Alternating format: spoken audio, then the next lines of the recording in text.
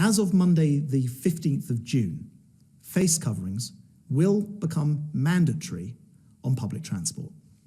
That doesn't mean surgical masks, which we must keep for clinical settings.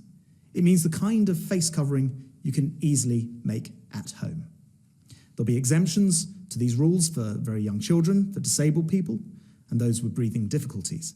But broadly, as we come through this phase, we're doing what many other countries have asked transport users to do.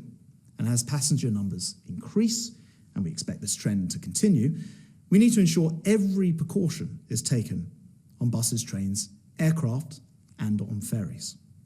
With more people using transport, the evidence suggests that wearing face coverings offers some, albeit limited, protection against the spread of the virus. A face covering helps protect our fellow passengers. It's something that we can each do to help each other.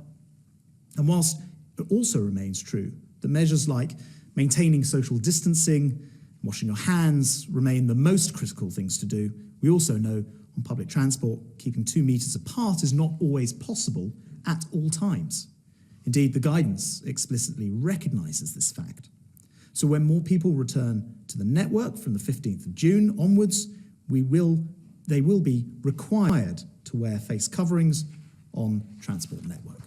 It's an England measure. We're speaking to the devolved administrations, and they can decide whether they feel it's the right time for them to do the same thing. They may well decide to do that, but it is their call. You raise, of course, the interesting point of what happens on those trains which cross borders, and the answer is it would be that you would need to be wearing it in England. That's absolutely true, and it will be up to Scotland, or where trains cross, to Wales to provide their own guidance. Usually what happens, I can say, having been through this process in quite a lot of different ways over quite a long period of time with this coronavirus, is you end up finding that actually after some discussion, typically the nations decide to move together at roughly the same time on these things, or at least a few days apart. So I don't think it will turn out to be terribly confusing.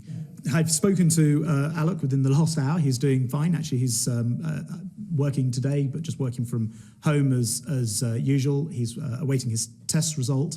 And indeed, I know it's also the case that the Prime Minister's always been 2 meters apart from Alok Sharma as well. So obviously we wish him well. He's doing well at the moment, I happen to know, because I've spoken to him. He awaits his result, but because social distancing has been followed in the proper way, I think with Parliament it's absolutely right that it is able to sit and do its job on behalf of the nation, and that's what MPs themselves have voted for.